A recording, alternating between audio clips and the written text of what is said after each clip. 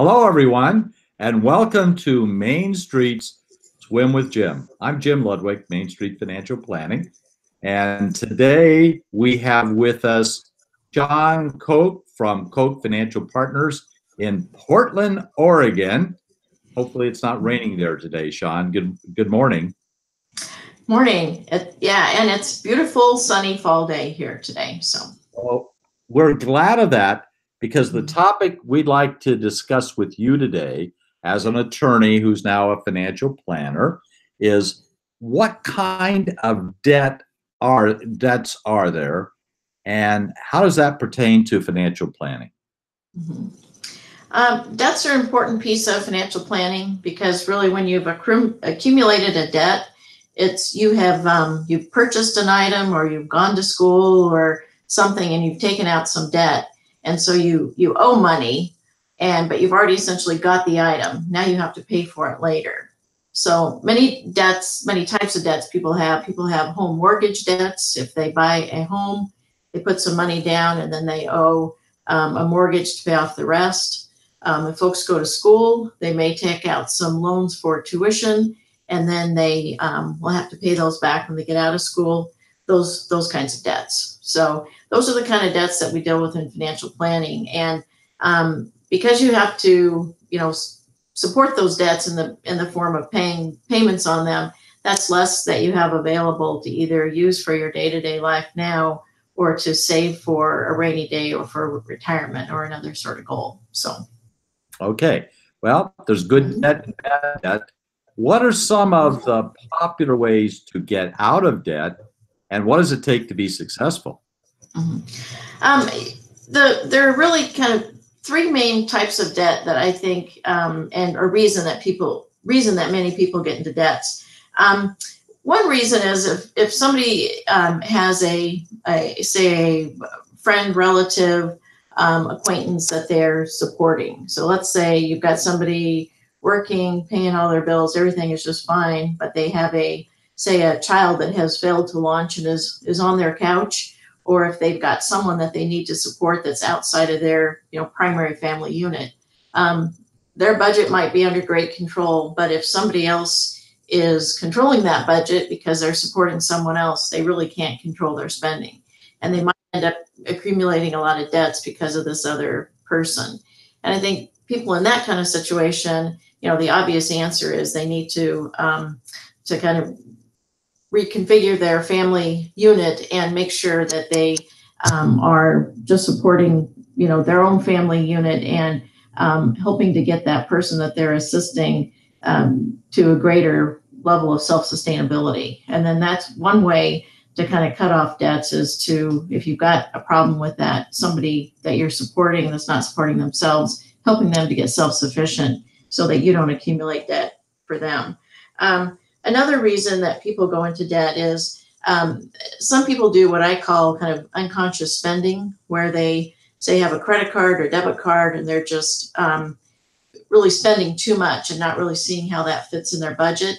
They might end up with a lot of stuff and a lot of debt and not really see how they got there. So people in that situation really have to take a step back and decide, why they're doing that extra spending and, figure out a way to just budget or handle their cash flow a lot differently. So people in that situation that's one of the ways to get out of it is to just look at your cash flow again and put some brakes on that sort of spending. A third problem that a lot of people have or if they've got just a situation where their basic expenses are too high. Their rent or their mortgage is more than they can afford.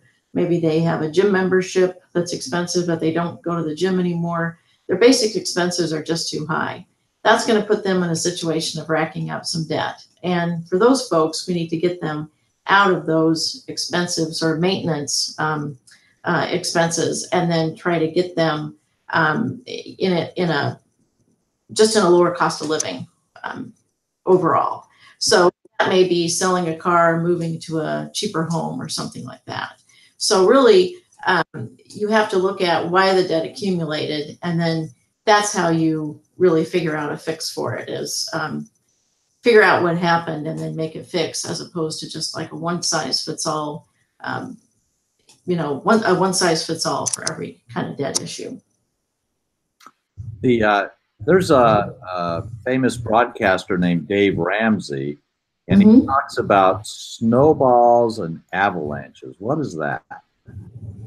Well, snowballs, as I understand it, it's like, let's say you've got 4 or 5 different debts, and you're able to put a lot of money on one of those debts and get that paid off. So then you're down to 3 debts.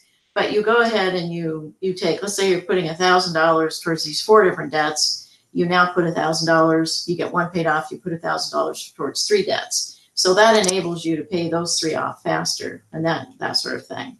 Then the avalanche is just trying to just throw everything that you have available to a particular debt that you may have. You may pinpoint it as the least desirable one, for example, credit card or something like that. Okay. Are there any books or blogs that you'd recommend people who are in debt should be reading these days? Not so much books or blogs that I have out there. What I urge people to do when you have a situation with debt like this, debt is just part of your overall financial planning picture. And what I think people need mainly to do is to really get a handle on their spending. I work with a lot of clients who don't really have any idea how much they spend each month. You ask them, what's your monthly budget, and they say they don't really have one. And I think rather than looking at it just as a debt issue or attacking it as an issue with debt, I think it's largely an issue for people that they need to really understand their overall spending and understand maybe why the debt happened, and then figure out an overall solution. So it's just focus on the one piece. I think you lose the overall focus, which is really probably the most important thing to addressing your debt and your other financial issues. A lot of people have a lot of fear around it. I find that they have a lot of fear about really knowing the situation that they're in. But once people really get a handle on their situation, really look at what they're spending, then they know what they need to do. Some of the steps may be painful. You may have to spend less on some things that you want to spend money on. But what I find is people, they can be very, very afraid or even very much ashamed about their financial situation. But once they really understand it and know it, their blood pressure goes down, and then they can start taking steps towards making changes. Well, are there things that our viewers should avoid? I know there's a lot of advertising on late night television, for example, when it comes to get out of debt. What are some things that the viewers should avoid or really look at carefully before getting involved with?